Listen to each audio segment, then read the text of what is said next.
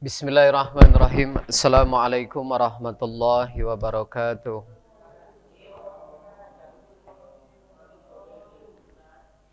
Alhamdulillahi rabbil alamin. Alhamdulillahilladzi arsala rasulahu bil huda wa dinil haqq liyusirahu 'alad dini kullihi walau karihal musyrikun. Asyhadu an la ilaha illallah wahdahu la syarikalah wa asyhadu anna Muhammadan abduhu wa rasuluh. Allahumma salli wa sallim wa barik ala Muhammad wa ala alihi wa sahbihi ajma'in. Ya ayyuhalladzina amanu ittaqullaha haqqa tuqatih wa la tamutunna illa wa antum muslimun. Ya arhamar rahimin irhamna ya dzal jalali wal ikram. Alhamdulillah, mari kita panjatkan puji syukur kehadirat Allah Subhanahu wa taala. Pagi hari ini Allah masih berikan kepada kita semua nikmat. Limpahan nikmat, curahan nikmat yang selalu Allah limpahkan kepada kita semua. Semoga kita bisa memanfaatkan nikmat-nikmat yang telah Allah berikan ini. Semoga dengan nikmat-nikmat ini semakin membuat kita dekat pada Allah. Semoga dengan nikmat-nikmat ini semakin membuat kita pandai bersyukur kepada Allah. Dengan kita bertakwa kepada Allah, melaksanakan segala apa-apa yang telah Allah dan Rasulnya perintahkan, dan menjauhi segala apa-apa yang telah Allah dan Rasulnya larang. Salawat teriring salam mari kita persembahkan kepada junjungan kita, suri tauladan kita, Nabi Muhammad SAW, pada keluarga, kerabat, sahabat, dan sampai pengikut akhir zaman. Semoga kita, keluarga besar kita, keturunan kita menjadi pengikutnya sampai akhir hayat hidup kita, dan semoga Allah kelak ridho kita di dalam surganya. Semoga kita semua yang hadir sehat walafiat. Kalau di antara kita, keluarga kita, orang tua kita, saudara kita ada yang sakit, semoga Allah angkat penyakitnya.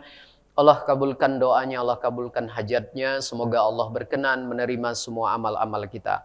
Semoga Allah membuka hati kita semua, orang tua kita, keluarga kita, saudara-saudara kita. Semoga Allah memberikan taufik dan hidayahnya. Semoga Allah memberikan kemudahan kepada kita untuk menerima hidayah Allah. Allah mudahkan kita membaca Quran. Allah mudahkan kita memahami Quran. Allah mudahkan kita mengamalkan Quran, menghafal Quran, mengajarkan Quran. Semoga kita semua istiqomah di dalam kebaikan. Semoga Allah memberikan ilmu yang berkah pada kita semua. Ilmu yang semakin membuat kita dekat, taat, patuh kepada Allah Subhanahu wa taala. Yang terhormat Pak Haji, semoga sehat walafiat dan keluarga besar. Semoga selalu dalam bimbingan Allah Subhanahu wa taala. Usianya diberkahi, dipanjangkan di dalam kebaikan.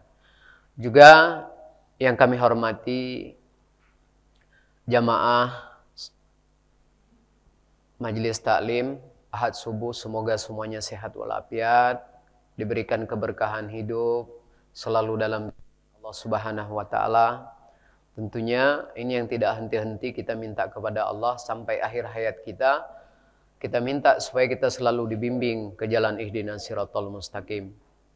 Bapak Ibu yang dimuliakan Allah, pada kesempatan pertemuan hari ini insyaallah kita akan membahas tema tentang menjaga amal-amal soleh.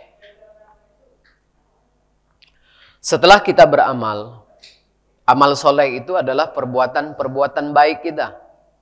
Sholat, puasa, sedekah, haji. Ya intinya setiap perbuatan-perbuatan baik yang kita lakukan itu kita sebut amal soleh.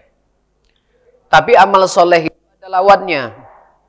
Lawan dari amal soleh itu apa? Amal salah. Sama. Kalau yang tadi amal soleh itu adalah perbuatan-perbuatan baik kita, tentu di sini ada syarat-syaratnya, ya kan? Ikhlas, ya kan? Apa yang kita lakukan seperti yang Nabi Shallallahu Alaihi Wasallam lakukan, tentu syarat-syaratnya. Tapi kebalikannya juga ada amal salah. Apa itu amal salah? Perbuatan-perbuatan yang kita lakukan yang bertentangan dengan syariat. Nah, jadi amal salah, amal soleh. Amal soleh yang sudah kita lakukan selama kita hidup, itu butuh kita jaga.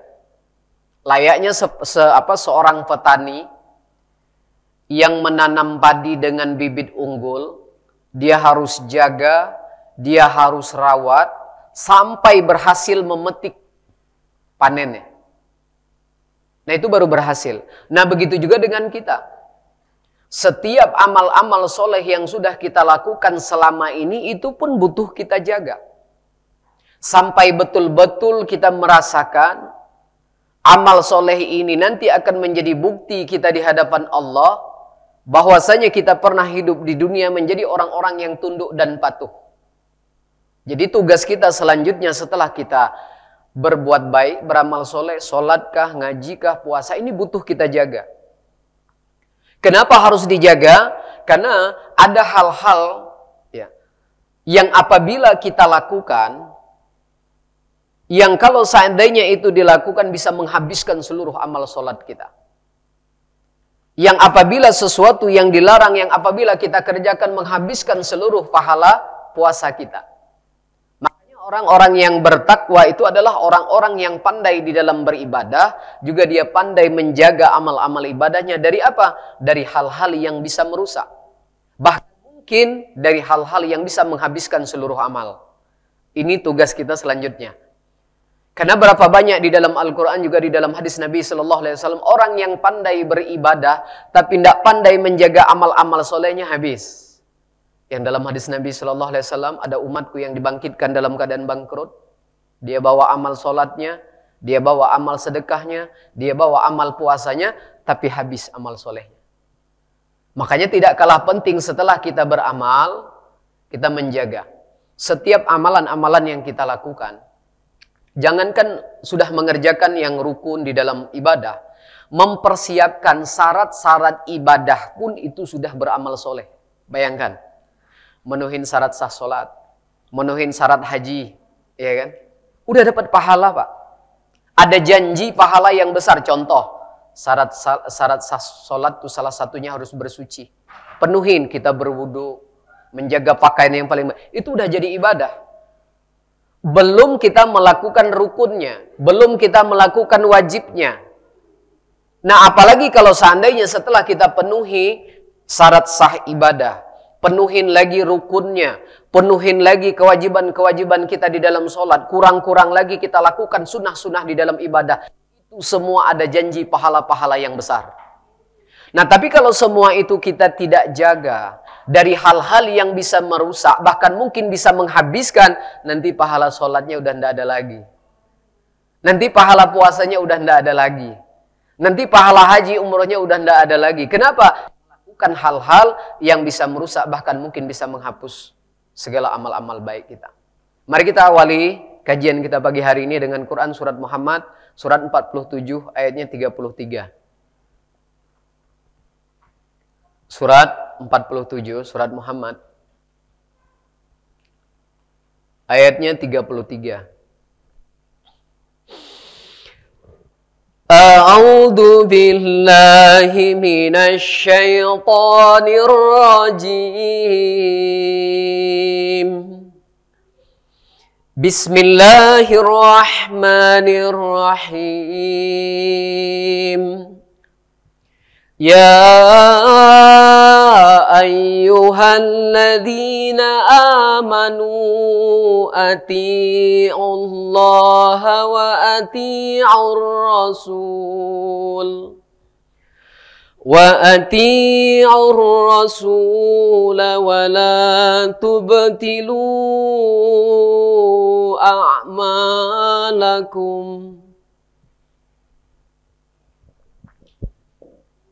Surat Muhammad Surat 47 ayat 33 yang artinya A'udzubillahi minasyaitonirrajim.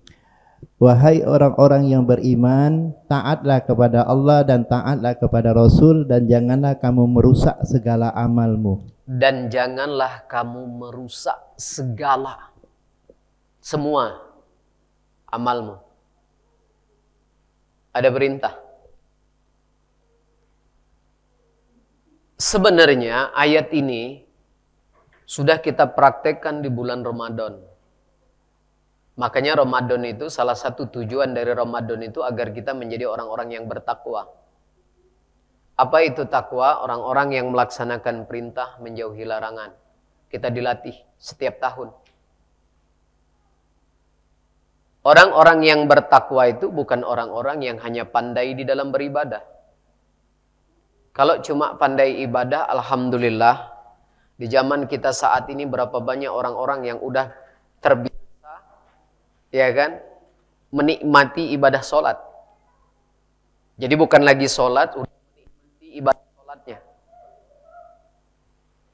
Tapi orang-orang yang bertakwa bukan hanya itu. Kalau yang pembaca Quran, penghafal Quran di zaman kita sekarang ini, alhamdulillah udah banyak. Yang ahli sedekah, alhamdulillah udah banyak. Tapi orang-orang yang beribadah bukan hanya orang-orang yang pandai dalam beribadah saja. Makanya di bulan Ramadan kita dilatih menjadi orang-orang yang juga pandai menjauhi apa yang dilarang. Bahkan di bulan Ramadan yang luar biasanya lagi, orang-orang beriman dilarang itu bukan hanya masalah yang haram saja, yang halal pun kita dilarang di bulan Ramadan. Ekstra dilatih. Jadi orang-orang beriman itu di bulan Ramadan bukan hanya yang haram tidak boleh. Tapi yang halal pun ada yang dilarang. Kalau belum waktunya jangan.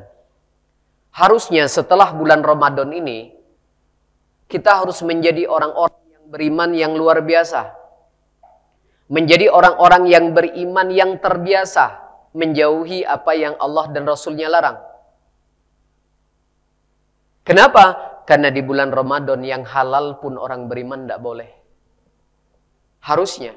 Tapi setelah Ramadan, yang tidak boleh, yang tidak boleh itu cuma yang haram. Yang halal silahkan.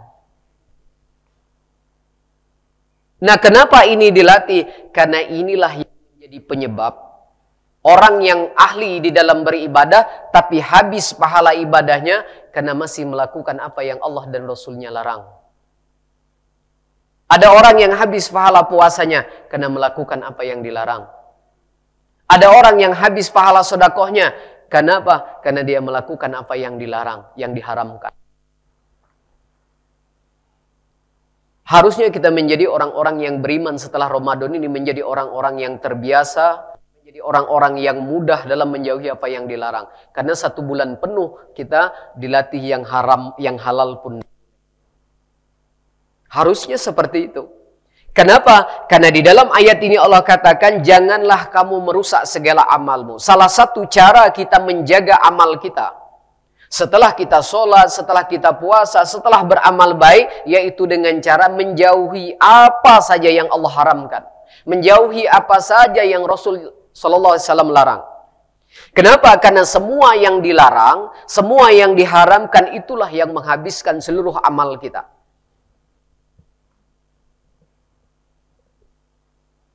Tapi yang haram itu, Bapak Ibu yang dimuliakan Allah, yang haram itu bukan hanya makanan. Kita tuh kadang-kadang mengartikan haram, halal, hantam itu hanya cuma makan. Padahal yang haram itu banyak. Ada ucapan yang Allah dan Rasulnya haramkan. Ada penglihatan yang Allah dan Rasulnya haramkan. Ada perbuatan yang Allah dan Rasulnya haramkan. Bukan hanya makanan. Makanan itu hanya salah satu dari bagian yang ada yang Allah haramkan saja. Kita kadang-kadang masalah makanan itu sudah luar biasa perhatiannya. Kalau belanja lihat logo. Ya kan ada logo halal. Saat diajak kita tawaran makanan-makanan yang haram, kita berani bilang itu bukan makanan kami. Saat ajakan pun kadang-kadang ada yang merasa jijik saat diajak makanan yang haram. Saat diajak makanan yang haram kita jijik, kita menolak. Kenapa kita tidak menolak saat kita membicarakan orang lain? Bukankah itu juga diharamkan? Saat kita menolak, berani mengatakan ini bukan makanan kami, kenapa kita masih mendengar yang Allah haramkan? Bukankah itu juga Allah haramkan? Kenapa kita tidak berani mengatakan ini bukan pendengaran kami? Saat kita diajak makanan yang haram, kita jijik dan kita berani mengatakan ini bukan makanan kami, ini haram buat kami. Kenapa pada saat kita diajak kepada perbuatan-perbuatan yang diharamkan, kita tidak berani mengatakan ini bukan perbuatan kami? Bukankah itu juga Allah haramkan? Bedanya kalau makanan kan lewat mulut masuknya. Kalau penglihatan masuk tapi lewat mata. Kalau makanan masuk lewat mulut, kalau pendengaran yang haram masuk lewat telinga, sama-sama masuk. Dan sama-sama menghabiskan seluruh amal. Kita selalu menghartikan seolah-olah yang haram itu cuma makanan. Ada orang yang makanan haram pun dimakan, kita bilang dia tuh halal haram hantam. Tidak peduli. Tidak lihat logo lagi. Yang penting makan. Tidak peduli haram atau tidak dimakan. Dia tuh tidak milih. Makanya sering disebut katanya halal haram hantam. Kalau kita sholat, kita ngaji, kita puasa, kita haji, kita umroh, tapi kita masih membicarakan aibnya orang lain, sama Pak, itu halal haram hantam juga. Kita sholat, kita ngaji, kita puasa, kita umroh, kita haji, tapi kita melakukan hal-hal yang diharamkan juga, sama. Itu juga halal haram hantam. Kita sholat, kita ngaji, kita puasa, tapi kita tidak makan yang haram, tapi kita melihat yang diharamkan, sama. Itu juga halal haram hantam. Walaupun tidak dimakan. Karena yang diharamkan itu bukan hanya makanan. Bapak Ibu sekalian dimuliakan Allah. Makanya di ayat ini pun langsung Allah katakan apa? Taati Allah, taati Rasul. Itu salah satu cara kita menjaga amal-amal soleh kita. Amal soleh itu akan habis dari hal-hal yang diharamkan. Apakah itu makanan? Ataukah itu penglihatan yang diharamkan? Ataukah itu perbuatan yang diharamkan? Ataukah itu pendengaran yang diharamkan? Semua yang Allah dan Rasulnya haramkan, kalau kita kerjakan, itulah yang akan mengikis. Itulah yang akan menghabiskan semua amal-amal. Berapa banyak di dalam Al-Quran Allah memberikan, menceritakan, menggambarkan agar jadi pelajaran hidup buat kita. Orang yang ahli dalam beramal, tapi satu pun amalnya tidak Allah timbang. Kenapa? Karena dia masih melakukan apa yang diharamkan. Nah makanya dalam hal ini kita di bulan Ramadan benar-benar dilatih. Karena di bulan Ramadan itu yang halal pun kadang-kadang kita tidak boleh. Kalau belum waktunya tidak boleh. Tapi setelah Ramadan yang Allah larang cuma yang haram saja. Yang halal silahkan. Salah satu contoh ayat di dalam Al-Quran. Allah menggambarkan, Allah menceritakan tentang orang-orang yang banyak amal solehnya. Tapi satu pun Allah tidak terima amalnya. Gara-gara apa? Salah satunya dia melakukan, melihat, mendengar yang Allah haramkan. Coba lihat Quran surat 25. Surat Al-Furqan. Ayatnya 21. Surat 25 Al-Furqan. Ayatnya 21 sampai 23. Surat 25 ayat 21 sampai 23. Wa qala alladhina la yarjuna liqa'ana laula unzila alaina لولا أنزل علينا الملائكة أو نرى ربنا لقد استكبروا في أنفسهم وعتوا عتوا كبيرا يوم يرون الملائكة لا بشرى يومئذ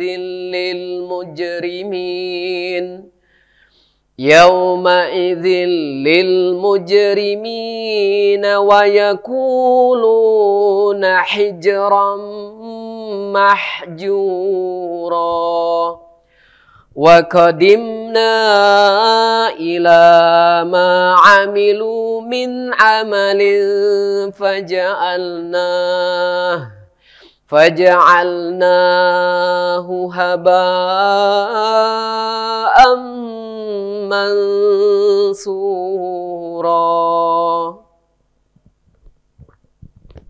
Quran surat 25 ayat 21 sampai 23 yang artinya, dan orang-orang yang tidak mengharapkan pertemuan dengan kami di akhirat berkata, mengapa bukan para malaikat yang diturunkan kepada kita, atau mengapa kita tidak melihat Tuhan kita? Sungguh mereka telah menyombongkan diri mereka dan benar-benar telah melampaui batas dalam melakukan kezaliman. 22. Ingatlah pada hari ketika mereka melihat para malaikat. Pada hari itu tidak ada kabar gembira bagi orang-orang yang berdosa dan mereka berkata, hijran mahjuro. 23. Dan kami akan perlihatkan segala amal yang mereka kerjakan, lalu kami akan jadikan amal itu bagaikan debu yang berterbangan. Sadaqallah. Amalnya ada, tapi Allah jadikan seperti debu berterbangan. Kenapa Allah ceritakan? Biar jadi pelajaran hidup, biar jadi nasihat hidup buat kita, biar jadi pedoman hidup.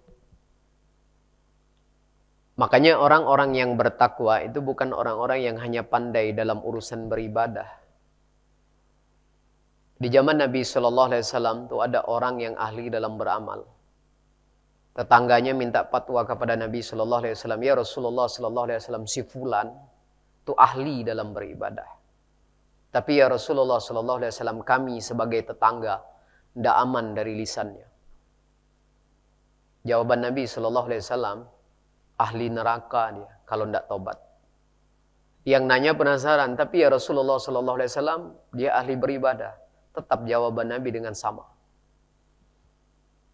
Makanya orang takwa itu bukan hanya orang-orang yang pandai dalam beribadah. Sebenarnya menjauhi larangan itu pun sebenarnya ibadah. Kita mindset kita kalau larangan itu dosa haram, padahal sebenarnya sama-sama ibadah. Dan ibadah yang satu ini sebenarnya lebih ringan. Pahalanya tidak kalah besar Pak dalam Quran. Orang yang menjauhi dosa-dosa besar dari sebagian dosa yang dilarang, Allah ampuni kesalahannya, Allah jamin masuk surga. Jauhin larangan. Kita tuh kadang-kadang mengartikan larangan tuh seolah-olah haram, halal, bukan menganggap itu ibadah. Bukankah pada saat kita ngaji, melakukan ibadah itu banyak hal yang kita korbankan, terutama waktu.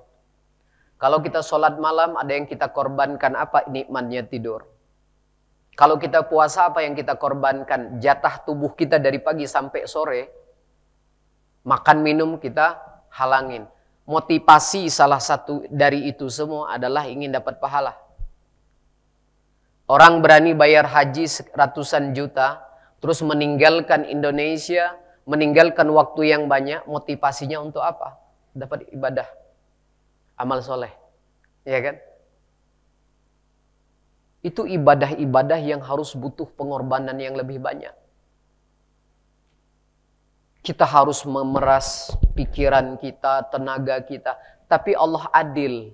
Allah memberikan amalan-amalan yang tanpa harus mengorbankan hak tubuh, yang tidak harus mengorbankan waktu tidur, yang tidak harus mengorbankan harta yang banyak, tapi pahalanya tidak kalah besar dari kita orang dapat haji mabrur. Apa amalannya? Cukup jangan kerjakan. Menjauhi larangan itu ibadah yang sangat luar biasa. Caranya bagaimana? Cukup jauhi. Ada tawaran untuk berbicara dengan hal-hal yang batil, tolak. Saat dihadapkan kita dengan hal-hal yang dilarang, jauhin. Itu pahalanya Pak. Dalam Quran. Allah hapus kesalahan, Allah jamin masuk surga. Kenapa kita tidak cari juga amal-amal yang ringan seperti ini? Kita sudah terbiasa dengan amalan-amalan yang harus mengorbankan hak tubuh. Ninggalkan nikmat tidur, ninggalkan makan minum dari pagi dengan harapan kita dapat pahala besar, dapat ridha Allah. Betul? Kenapa kita tidak melatih diri kita juga dengan amalan-amalan yang ringan, yang tidak harus kita kerjakan, cukup tinggalkan, cukup jauhi dengan janji surga. Apa itu semua apa yang dilarang? Ada ayatnya dalam Quran. Dan amalan yang satu ini luar biasanya, Pak. Kita menjauhi larangan itu tersembunyi. Kalau kita ngaji majelis taklim, dari pagi kita udah tahu. Dari 2 hari yang lalu kita udah tahu. Nampak kita berjalan kepada pengajian. Iya kan? Haji umroh juga nampak. Saat kita menjauhi ajakan, saat kita menolak ajakan orang untuk melakukan hal-hal yang dilarang, tidak ada yang tahu. Saat kita melihat di media yang ada yang diharamkan, ada yang suaranya yang diharamkan, kemudian kita alihkan, tetangga samping, teman duduk samping pun tidak ada yang tahu tersembunyinya amal baik satu ini. Tapi jarang yang bermain dalam urusan ini, hanya bermain di dalam urusan yang harus mengorbankan jatah tubuh. Bagus, betul. Tapi Allah menyediakan juga amalan yang ringan, tanpa harus bersusah payah kita mengorbankan waktu, tidak harus mengeluarkan harta, tapi Allah siapkan amal-amal, cukup jauhi. Makanya perintah, satu kerjakan, yang satu jangan kerjakan. Cukup jauhin saja. Kalau ada penglihatan yang diharamkan, alihkan penglihatan kita. Kalau ada pendengaran yang diharamkan, jadikan itu sebagai tameng untuk menjauhinya. Cukup seperti itu saja, dan pahalanya luar biasa. Dan ini menjadi syarat amal orang seorang diterima. Jadi kalau ada orang yang rajin ibadah, rajin melakukan apa yang Allah perintahkan, tapi dia melakukan hal yang dilarang, kadang-kadang habis amal solehnya. Belum sampai menghadap Allah pun kadang-kadang amal solehnya sudah habis. Amalan ringan, Pak. Yang pahalanya luar biasa, ada janji besar. Nah, di dalam ayat ini, di surat Al-Furqan ayat 21, 22, 23 ini Allah sedang menggambarkan orang-orang yang banyak amal solehnya. Pandai dalam beramal, tapi satu pun amalnya Allah tidak jadikan abadi. Apa penyebabnya? 2 ayat di atas penyebab amalnya tidak diterima. Di ayat 21, orang-orang yang tidak mengharapkan pertemuan dengan kami. Akhirat, ini termasuk rukun iman terakhir, harus percaya kepada kehidupan akhirat, yang ada kehidupan neraka dan surga. Orang-orang yang tidak percaya dengan kehidupan akhirat, mereka mengatakan, mengapa tidak malaikat yang turun langsung kepada kita? Kata mereka, kenapa kita tidak melihat Tuhan? Orang-orang yang beriman, selama hidup dari lahir sampai hari ini pun, sekalipun kita tidak pernah melihat malaikat, kita pasti yakin suatu saat kita akan bertemu dengan malaikat, walaupun tidak pernah kita lihat. Itu syarat, Pak. Tapi orang-orang yang tidak percaya dengan kehidupan akhirat mengatakan, kenapa Allah tidak menurunkan malaikat supaya kita bisa melihatnya? Maksudnya biar tambah yakin. Selama hidup sampai hari ini, paling pernah dengar-dengar cerita baik, Pak. Kalau malaikat itu ada yang bersayap, ya kan? Di surat Fatir, katanya ada yang bersayap 1, katanya ada yang bersayap 2, katanya ada yang bersayap 3. Tapi tetap kita yakin, bahkan hakul yakin. Ya nanti ketemu, Pak, dengan malaikat tuh. Salah satunya nanti malaikat Israel. Ya kalau udah mau mati, ya Allah ini dia malaikat, yakin. Wah, tambah hebat, tambah yakin. Tapi sekalipun selama hidup kita tidak pernah lihat, kita yakin itu. Nah, orang-orang yang tidak percaya dengan kebenaran yang Allah nyatakan, itu orang-orang sombong, kata Allah. Orang sombong itu. Orang yang sombong.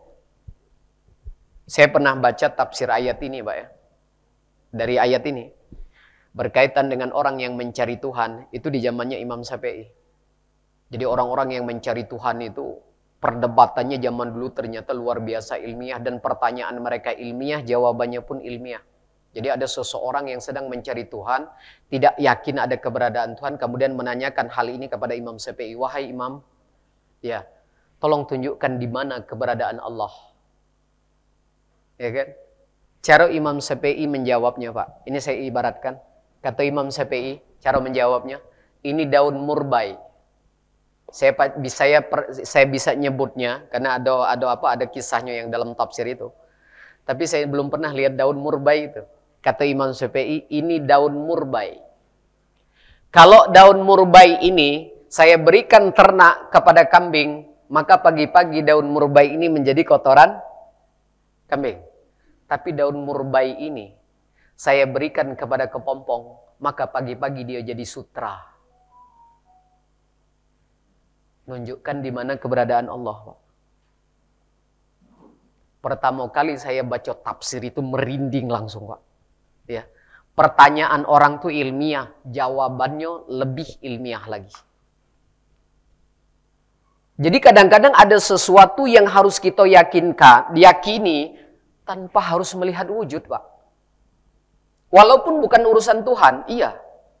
Jadi ada 3 pertanyaan yang saya baca berkaitan dengan ini tadi. Yang kedua dia nanya juga sama. Minta tunjukkan di mana keberadaan Tuhan. Benar enggak Tuhan itu ada? Di kejauhan sana, Pak. Nampak cuman asap saja. Kata Imam Syafi'i, lihat saudaraku, di sana ada asap. Jauh, Pak, itu, Pak. Nampak tapi asap. Dan Imam Syafi'i menanyakan, ada enggak apinya itu? Orang yang nanya tentang Tuhan tegas menjawab, pasti di situ ada api. Sama tafsirnya.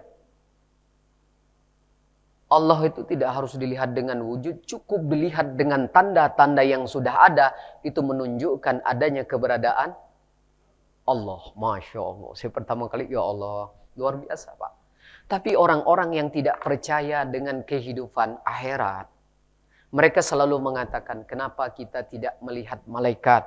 Kenapa kita tidak bisa melihat Tuhan? Seolah-olah sesuatu itu harus dilihat wujudnya. Padahal asap itu kalau jauh tidak harus ngelihat api, Pak. Dan kalau ada asap, kita yakin pasti ada, walaupun tidak melihat. Makanya yang di surat Ar-Rum, kenapa mereka tidak memperhatikan bagaimana Allah menciptakan langit dan bumi yang tidak bertiang? Itu menunjukkan sebenarnya Allah sedang mengenalkan diri. Nah, dari kisah ayat ini luar biasa. Orang yang menolak kebenaran itu Allah katakan sombong. Makanya sombong yang pertama kepada Allah, sombong yang kedua kepada manusia. Jadi setiap kebenaran, baik itu mulai dari kalam Allah, hadis Nabi SAW, kebenaran itu seketika itu ditolak, diingkari, maka dia termasuk dalam ranah sombong. Nah, contoh sosoknya di dalam Quran, sombong yang berkaitan dengan kebenaran. Pertama Allah contohkan di dalam Quran adalah iblis. Iblis itu sombong, Pak. Walaupun sebenarnya iblis juga yakin kepada Allah. Iblis itu sombong, Pak. Walaupun sebenarnya iblis juga minta kepada Allah, beribadah kepada Allah dalam bentuk doa dikabulkan. Tapi tetap aja iblis sombong. Kenapa iblis sombong? Iblis tidak mau melakukan apa yang Allah perintahkan. Padahal kalau yang saya baca dalam tafsir, itu Nabi Adam itu cuma sekedar dijadiin kiblat. Arah saja sebenarnya. Sama cak kita, Pak. Nyembah Allah ngadap ke Ka'bah. Ya kan? Cuma sekedar kiblat ternyata. Pendapat itu ya. Pendapat. Tapi dimasukkan di dalam kisah tafsir. Jadi ada yang berpendapat kalau Nabi Adam itu hanya sekedar dijadikan kiblat. Arah saja. Tapi yang disembah sebenarnya Allah. Sama cak kita. Tapi iblis tidak mau. Nah, iblis sombong nih, Pak. Sombong kepada Allah. Kenapa? Karena dia menolak kebenaran dalam bentuk perintah. Tapi ada sosok lagi dalam Al-Quran yang sombong juga. Siapa? Nabi Adam. Nabi Adam itu sombong, Pak. Sombongnya Nabi Adam dalam Quran surat Ali Imran dikisahkan. Surat Ali Imran itu, kisahnya itu 34, 35, 36. Kisah Nabi Adam sombong. Saat Nabi Adam dan Bunda Hawa disuruh masuk ke dalam sorga. Wahai Adam, masuklah ke dalam sorga bersama istrimu. Allah perintahkan apa? Makan semua yang ada di dalam sorga. Dimakan, Pak. Perintah dikerjakan. Tapi Allah minta jangan makan yang satu ini. Dimakannya juga. Sombong kan? Jadi intinya setiap yang diperintahkan kita tidak mau sombong kepada Allah, Pak. Setiap yang dilarang masih kita kerjakan, kita juga sombong kepada Allah. Nah, ini sifat anak cucu Adam itu, Pak. Sifatnya anak cucu Adam itu perintah dikerjakan, larangan juga Saat itu, Pak, Nabi Adam itu sudah di sorga. Di dalam. Gara-gara dia menolak kebenaran dalam bentuk larangan, akhirnya apa? Iblis Allah keluarkan dari sorga, Nabi Adam juga keluar dari... Nabi Adam tadilah di dalam, Bu, ya. Perintah dikerjakan, larangan dikerjakan, itu salah, Pak. Yang di dalam saja dikeluarkan, nah kita ini masih di luar. Belum di dalam. Bedanya, antara iblis dengan Nabi Adam ini, iblis minta penangguhan hidup, tapi Nabi Adam minta tobat supaya diterima. Rabbana zolamna anfusana wa ilam taghfir lana. Cuma itu bedanya. Iblis tidak minta tobat. Karena dia masih merasa tidak bersalah. Jadi sama Pak, kalau dia Islam tapi dia tidak mau melakukan kewajiban-kewajiban Islamnya, sombong berarti. Tapi kalau ada orang Islam, perintah dikerjakan, larangan juga dikerjakan, kalau dia tidak tobat seperti Nabi Adam, susah hidupnya. Dan ini yang bisa menghapus seluruh amal. Makanya Nabi Adam tobat. Walaupun sebenarnya Nabi Adam perintah juga dikerjakan, larangan juga dikerjakan, salah ini. Dan inilah yang menjadi penyebab seluruh amal orang itu kadang-kadang habis, Pak. Makanya di ayat berikutnya, di ayat 23, Allah menegaskan orang-orang yang seperti di ayat yang kedua di atas, kami akan perlihatkan segala amal mereka. Segala amal mereka akan kami perlihatkan. Dan kami jadikan amal-amal mereka itu seperti debu yang berterbangan. Ada amalnya, Pak. Jadi kesimpulannya, yang suka menghabiskan seluruh amal kita tuh, semua yang dilarang yang kita lakukan. Entah itu makanan yang diharamkan, entah itu ucapan yang diharamkan, entah itu pendengaran yang diharamkan, entah itu penglihatan yang diharamkan, atau mungkin perbuatan yang diharamkan. Maka dari itu Bapak Ibu yang dimuliakan Allah, penting setelah kita sholat, puasa, kita tuh harus jaga ini semua. Layaknya kita menjaga ini, amal soleh itu harta kita yang sebenarnya. Yang akan kita bawa menghadap Allah, yang akan menjadi bukti kita pernah hidup di dunia, kita jadi orang-orang yang taat kepada Allah. Ini butuh dijaga, Pak. Kalau harta dunia kita jaga kan. Yang punya harta dunia, yang punya mobil dijaga. Dibuatin rumahnya namanya garasi. Supaya apa? Tidak rusak. Kalau bisa jangan sampai hilang. Tidak rusak, tidak hilang. Dirawat. Ibu-ibu yang punya perhiasan juga sama. Iya kan? Perlu dijaga, perlu dirawat. Dibuatin tempat yang memang barang-barang yang memang berharga itu dibuat di tempat. Ya. Ada yang namanya kotak, Pak. Ya, yang kodenya saja hanya orang-orang tertentu berangkas. Buat kunci, ada kuncinya. Nanti ditaruh di mana? Di kamar lagi. Kamar pun ada pintunya lagi. Kunci lagi, udah 2 pintu. Ya kan? Nanti kamarnya tadi di dalam, terus di rumah nanti dibuatin pintu lagi, kasih terali lagi. 4 kuncinya. Yang rumahnya biar aman lagi, dibuat pagar, dikunci lagi. 5 kuncinya. Itu sebenarnya bentuk cara kita menjaga harta-harta dunia kita tadi. Supaya tidak rusak, apalagi sampai hilang. Kalau seandainya harta dunia kita seperti itu menjaganya, Pak. Supaya dia tidak rusak, tidak hilang. Sudahkah sedemikian rupa kita menjaga amal-amal soleh kita ini? Dari hal-hal yang bisa merusak, bahkan mungkin bisa menghabiskan. Supaya ini betul-betul nanti akan menjadi bukti. Yang saat kita menghadap Allah, amal sholat kita masih. Amal puasa kita masih. Amal zakat kita masih. Karena berapa banyak orang yang sudah merasa berbuat baik di dalam Quran, tapi dia tertipu dengan amalannya. Ternyata semua pahalanya sudah tidak ada lagi, Pak, menghadap Allah. Padahal dia banyak amal soleh. Coba lihat kisahnya. Surat 18. Ini kisahnya satu lagi. Tentang orang-orang yang pandai beramal soleh, tapi amal solehnya udah tidak ada lagi. 18. 103. 106.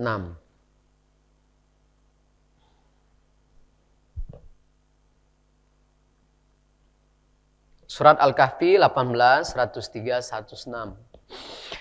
Qul hal nunabbi'ukum bil akhsarina a'mala alladzina dhalla sa'yuhum fil hayatid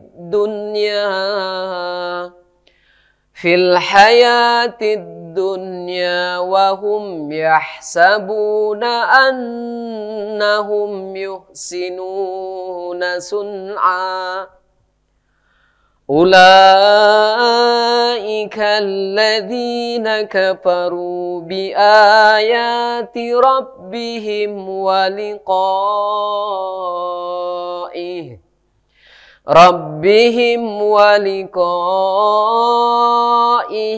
fahabitat a'maluhum fala nuqimu lahum yawmal qiyamati wazna dzalika jazaa'uhum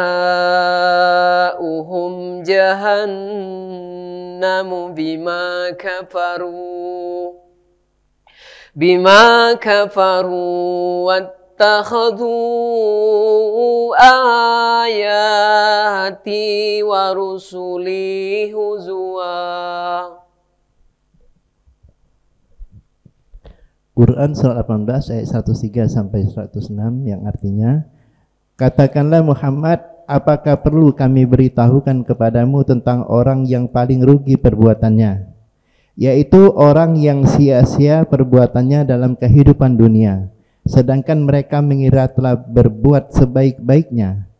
Mereka itu adalah orang yang mengingkari ayat-ayat Tuhan mereka dan tidak percaya kepada pertemuan dengannya. Maka sia-sialah amal mereka, dan kami tidak memberikan penimbangan terhadap amal mereka pada hari kiamat. Demikianlah balasan mereka itu di neraka jahanam karena kekafiran mereka dan karena mereka menjadikan ayat-ayatku dan rasul-rasulku sebagai bahan olok-olok. Amalnya ada, Pak, tapi sia-sia. Amalnya Allah akuin ada, tapi Allah tidak timbang. Orang ini pandai beramal, tapi tidak pandai jaga dia. Butuh dijaga, Pak.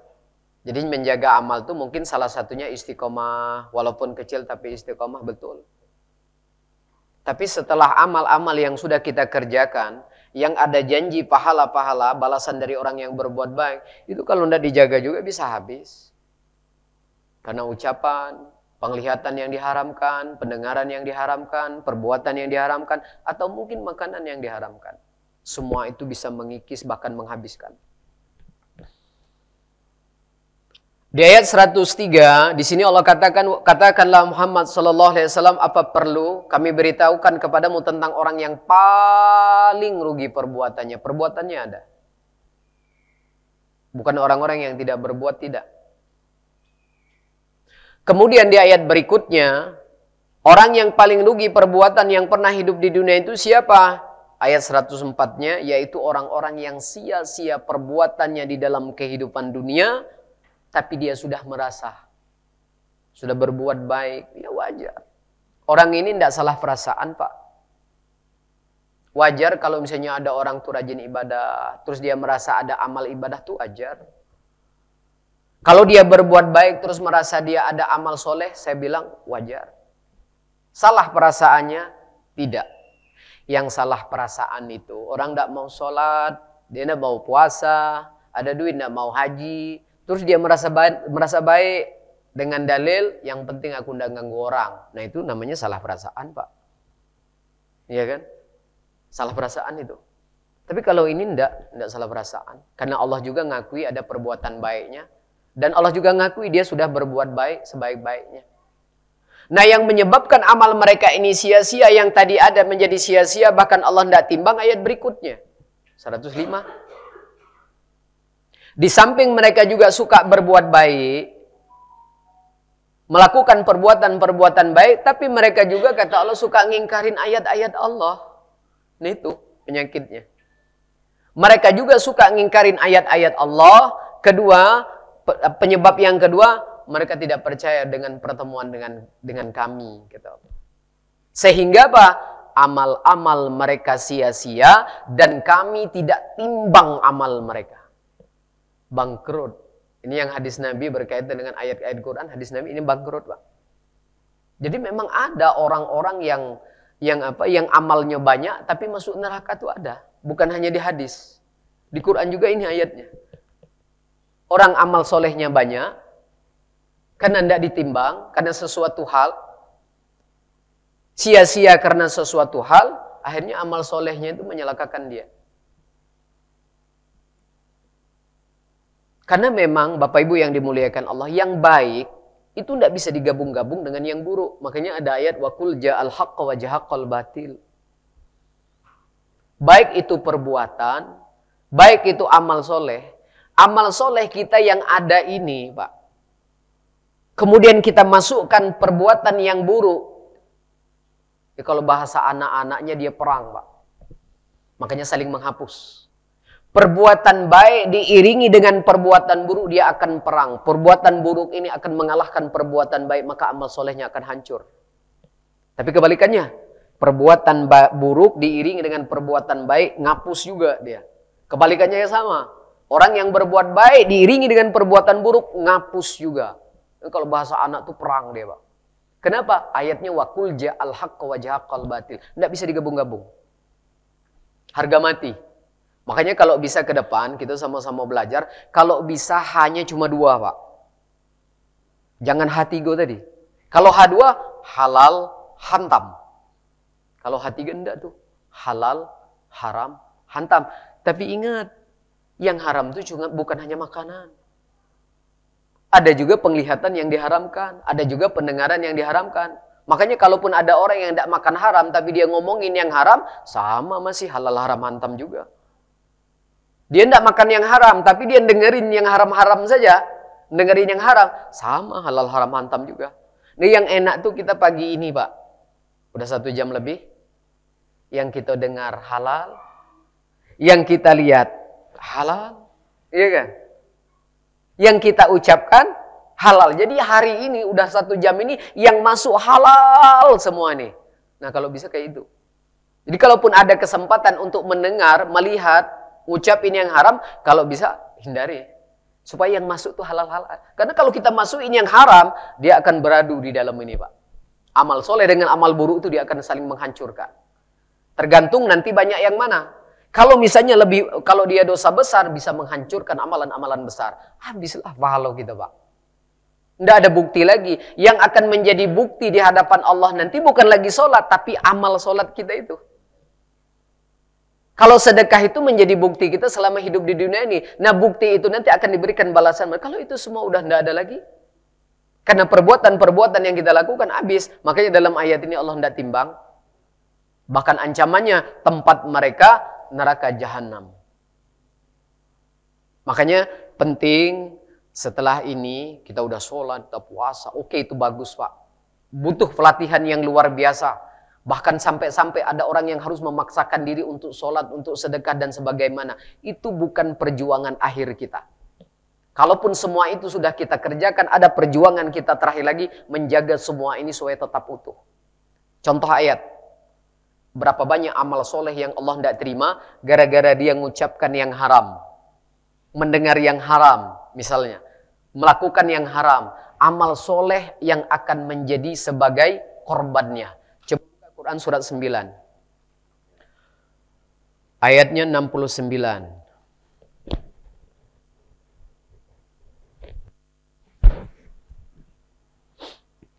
9. Ayatnya 69. Surat At-Taubah.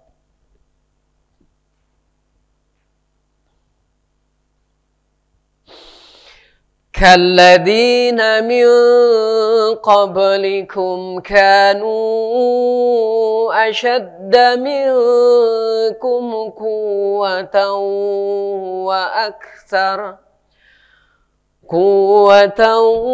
وأكثر أموالا وأولادا فاستمتعوا بخلاقهم فاستمتعتم بخلاقكم كما استمتع الذين من قبلكم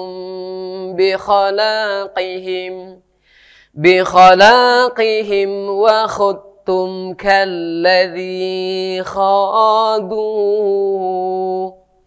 أولئك حبطت أعمالهم في الدنيا والآخرة wa ulaika humul khasirun. Quran surah 9 ayat 69 yang artinya, keadaan kamu kaum munafik dan musyrikin seperti orang-orang sebelum kamu. Mereka lebih kuat daripada kamu dan lebih banyak harta dan anak-anaknya. Maka mereka telah menikmati bagiannya. Dan kamu telah menikmati bagianmu. Sebagaimana orang-orang sebelummu menikmati bagiannya. Dan kamu mempercakapkan hal-hal yang batil. Sebagaimana mereka mempercakapkannya. Mereka itu sia-sia amalnya di dunia dan di akhirat. Mereka itulah orang-orang yang rugi. Baru ucapan yang diharamkan itu, Bu. Kalau misalnya dia mengucapkan yang haram, melihat yang haram juga. Kalau dia misalnya mengucapkan yang haram, dia dengar juga yang haram. Kalau misalnya dia juga ngucapin yang haram, melakukan yang diharamkan juga. Lebih cepat habis amalnya. Itu baru ucapan tuh, yang diharamkan. Intinya yang diharamkan. Sampai-sampai Allah memberikan gambaran, kita tuh jangan jijik hanya dengan makanan yang diharamkan. Saat kita diajak ngomong-ngomong yang diharamkan juga harusnya jijik. Di Quran surah 49, wahai orang-orang beriman. Ya kan? Jangan prasangka. Jangan apa lagi? Cari salah orang. Kalau bisa tutupin. Terakhir apa? Jangan menggunjing. Allah beri perumpamaan. Seperti memakan bangkai saudaranya yang sudah. Sama jijik juga harusnya. Makanya kalau kita udah sholat, kita udah puasa, kita udah ngaji, ya kan? Jangan lagi ngomongin orang, nanti habis nih Pak. Walaupun ngomongin orang tuh ada yang diperbolehkan. Ngomong aib tuh ada 3 hal yang diperbolehkan dalam hadis Nabi Sallallahu Alaihi Wasallam. Oh, kita sholat, kita ngaji, kita puasa, kayak yang saudara-saudara di luar juga. Dia juga apa? Sedekah, nyewer-nyewer biduan. Halal haram hantam juga itu Pak namanya. Nyewer-nyewer itu. Sama itu. Nyanyi-nyanyi, joget-joget, dia sholat, dia ngaji, dia halal haram hantam itu ngapus seluruh amal dia itu. Ya kan? Seluruh amal. Jadi intinya apa sih yang dilarang itu kalau kita kerjakan, dia akan menghapus amal-amal baik kita. Kan yang rugi. Kayak yang Nabi Sallallahu Alaihi Wasallam mengatakan, hisablah dirimu sebelum Allah menghisab. Ini baru ucapan loh Pak. Karena hal-hal yang diharamkan itu banyak. Bukan hanya sekedar makanan. Ini salah satu contoh. Sebenarnya menjauhi larangan itu sebenarnya ibadah yang kedua.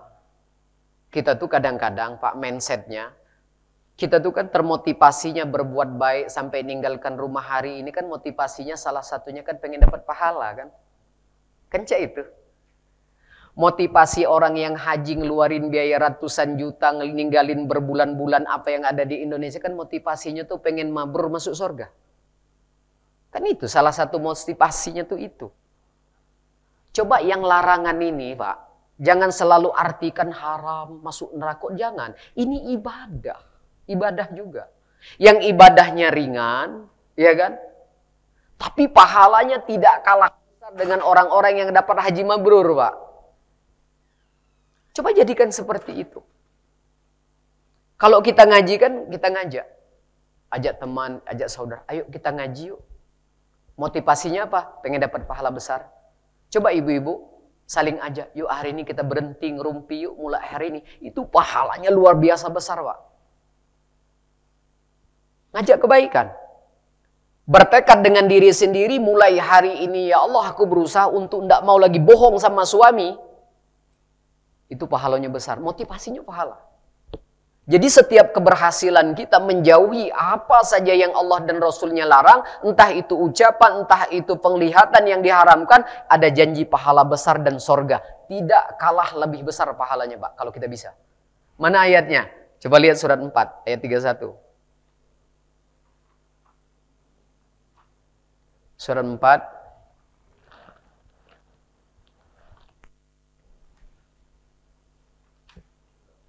Surat An-Nisa ayatnya 31.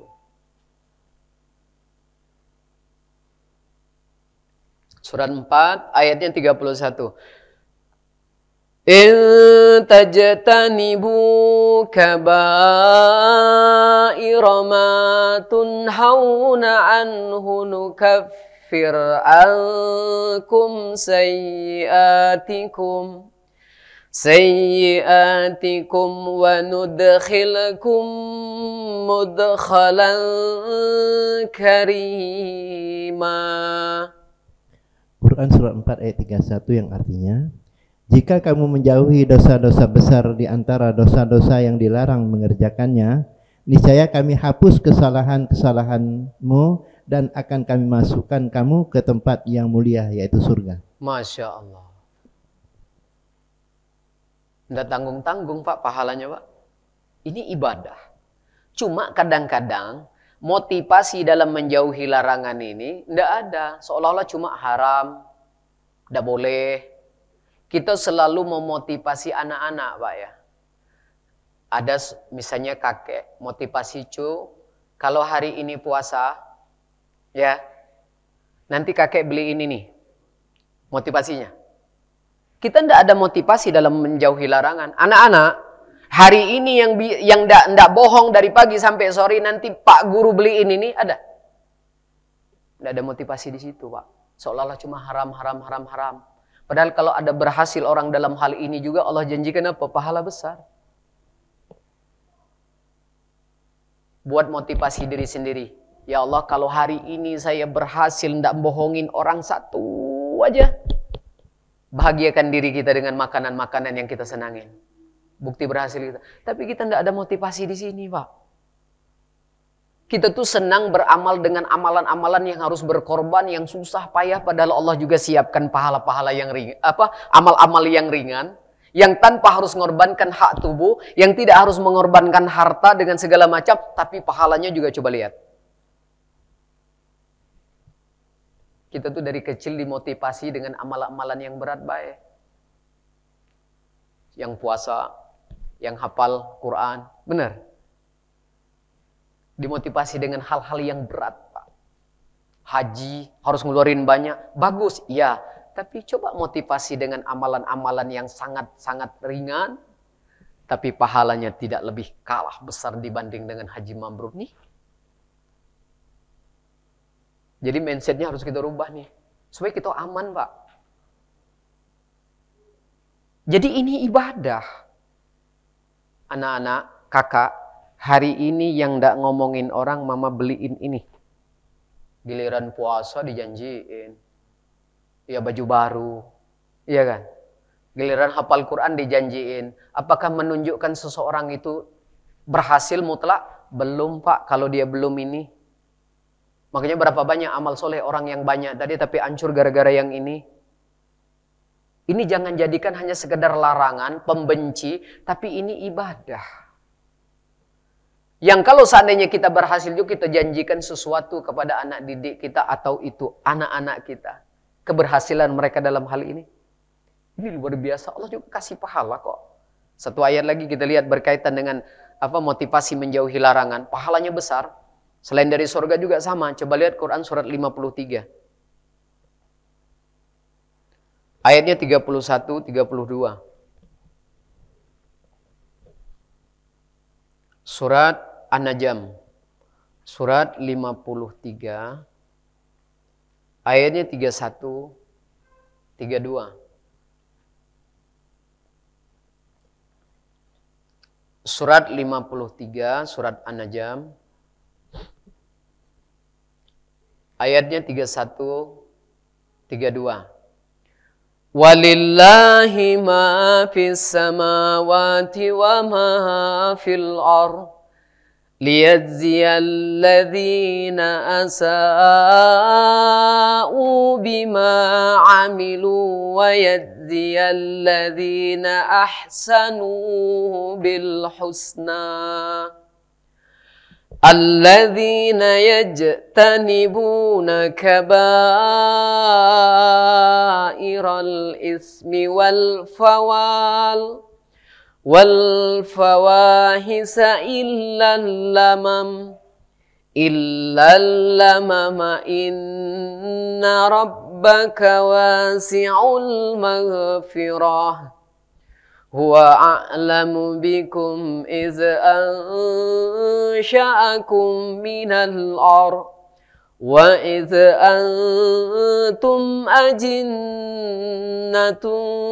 fi butuni ummahatikum fala tuzakku anfusakum huwa a'lamu biman ittaqa. Yang artinya, dan milik Allah lah apa yang ada di langit dan apa yang ada di bumi. Dengan demikian dia akan memberi balasan kepada orang-orang yang berbuat jahat sesuai dengan apa yang telah mereka kerjakan. Dan dia akan memberi balasan kepada orang-orang yang berbuat baik dengan pahala yang lebih baik, yaitu surga. Yaitu mereka menjauhi dosa-dosa besar dan perbuatan-perbuatan keji, kecuali kesalahan-kesalahan kecil. Sungguh Tuhanmu maha luas ampunannya. Dia mengetahui tentang kamu sejak dia menjadikan kamu dari tanah lalu ketika kamu masih janin dalam perut ibumu. Maka janganlah kamu menganggap dirimu suci. Dia mengetahui tentang orang-orang yang bertakwa. Ini luar biasa Pak pahalanya. Yang Allah janjikan bagi orang-orang yang berhasil berusaha menjauhi entah itu ucapan yang diharamkan, pendengaran yang diharamkan, perbuatan yang diharamkan. Ada janji pahala besar. Motivasinya sama. Jadi keberhasilan seseorang itu jangan hanya dilihat dari sholatnya dia. Belum komplit. Tapi keberhasilan seseorang anak juga mungkin dia bisa jujur, tidak bohong. Wah itu luar biasa gitu, harus kita motivasi. Karena apa? Pahalanya besar Pak.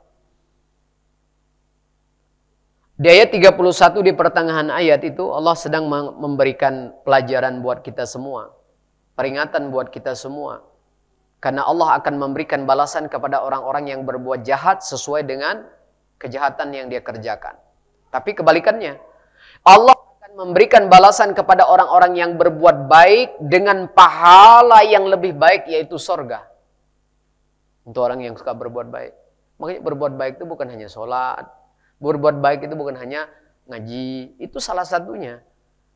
Nah, siapa orang yang berbuat baik yang Allah janjikan sorga? Ayat berikutnya, yaitu orang berbuat baik itu orang-orang yang menjauhi dosa-dosa besar dan perbuatan keji.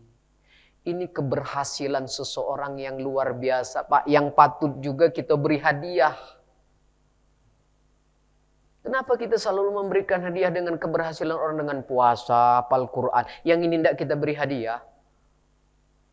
Kadang-kadang maaf ada orang yang hafal tapi masih melakukan ini, kita beri hadiah. Ada orang yang ahli dalam berbuat baik tapi dia melakukan ini belum berhasil Pak. Makanya harus dua. Kasih hadiah yang berani jujur. Kasih hadiah orang-orang yang berani diam kecuali bermanfaat. Itu keberhasilan seseorang yang luar biasa. Dan yang paling penting, amal soleh kita aman. Ya, solat kita aman, ini kita dapat pahala besar. Karena janjinya tidak tanggung-tanggung, sorga bagi orang yang menjauhi dosa-dosa besar dan perbuatan-perbuatan keji. Dan yang luar biasanya lagi dalam ibadah yang satu ini, Pak, tanpa harus meninggalkan hak tubuh kita. Apakah orang yang meninggalkan bohong, ucapan yang haram itu harus tidak makan minum? Tidak, silahkan makan minum. Harus mengeluarkan biaya yang banyak? Tidak. Tapi dia dapat pahala besar. Ya mungkin kita hari ini ngaji Pak. Perjalanan kita ke sini itu luar biasa dapat pahala besar. Mungkin hari ini ada orang yang sedang duduk di rumah. Dia tidak megang kitab, dia tidak baca Quran, dia tidak zikir. Tapi sebenarnya di malaikat atid sedang mencatat pahala yang besar buat dia. Kenapa? Berapa banyak ajakan pagi ini untuk membicarakan yang buruk dia tolak. Malaikat atid catat pahala besar buat dia. Yang sedang duduk tapi dia ngehindarin. Yang saat melihat tayangan dia hindari hal-hal yang diharamkan. Malaikat atid sedang mencatat kebaikan yang besar buat dia. Keberhasilan. Yang dilarang. Karena Allah berikan janji pahala besar. Dan yang paling penting, kalau misalnya kita mau belajar dalam hal ini, pahala amal kita sampai menghadap Allah nanti. Itu yang paling penting. Sesuai dengan tema utama kita tadi. Ayat terakhir, surat 5 ayat 27. Surat 5 ayat 27.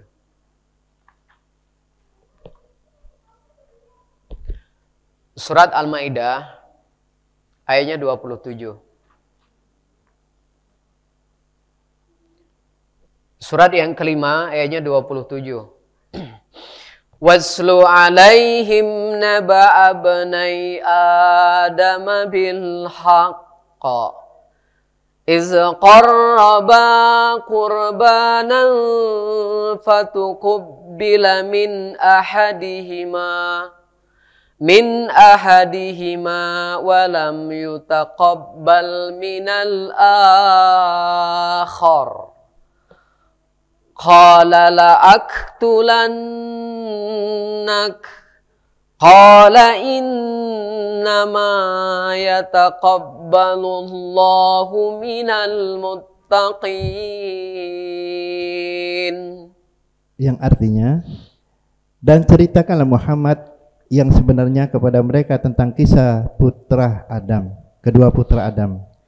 Ketika keduanya mempersembahkan kurban, maka kurban salah seorang dari mereka berdua yaitu Habil diterima, dan dari yang lain yaitu Kabil tidak diterima. Dia Kabil berkata, sungguh aku pasti membunuhmu. Kemudian dia Habil berkata, sesungguhnya Allah hanya menerima amal dari orang yang bertakwa. Sesungguhnya Allah hanya menerima amal dari orang-orang yang bertakwa. Kisah tentang Habil, kenapa diceritakan? Agar jadi pelajaran hidup. Sama-sama beribadah, Pak. Sama-sama berkurban. Habil berkurban, Qabil berkurban. Jadi memang maknanya banyak secara teks dan secara kisah itu memang berbeda. Kalau yang dalam kisahnya itu Habil itu kurbannya dengan sayur-sayuran yang buruk si Qabil. Tapi secara teks, jadi kadang-kadang ada yang secara teks. Kalau secara teks, Habil berbuat baik tapi ngiringi dengan perbuatan buruk, membunuh saudaranya. Makanya kata Habil, saat rencana Qabil diutarakan kepada Habil, setelah selesai mereka beribadah, Qabil mengatakan, aku pasti membunuhmu. Jawaban Habil apa? Sesungguhnya Allah hanya menerima amalan dari orang-orang yang bertakwa. Selain kita dapat amal soleh, ini menunjukkan keberhasilan seseorang. Kalau kita bisa menjauhi larangan, ini juga termasuk ibadah yang pahalanya luar biasa. Paling tidak amal-amal soleh kita seperti sholat, puasa, semua yang udah kita lakukan, itu akan bertahan utuh di hadapan Allah nanti. Kenapa? Karena Allah terima, tidak hapus. Bapak Ibu sekalian yang dimuliakan Allah, untuk pertemuan pagi ini mungkin ini yang bisa kami sampaikan, mudah-mudahan Allah meridhoinya apa yang kita bahas hari ini. Karena sehingga kalau Allah meridhoinya, ilmu itu akan menjadi ilmu yang bermanfaat. Kalau ilmu itu bermanfaat, maka akan mendapatkan keberkahan, bertambahnya iman dan bertambahnya ketakwaan kita kepada Allah Subhanahu wa taala dengan ilmu-ilmu yang sudah kita dapat dari guru-guru kita. Mudah-mudahan pertemuan ini menjadi sarana kita untuk bisa dekat kepada Allah. Kita tutup kajian ini. Subhanakallahumma wa bihamdika asyhadu an la ilaha illa anta astaghfiruka wa atubu ilaik. Assalamualaikum warahmatullahi wabarakatuh.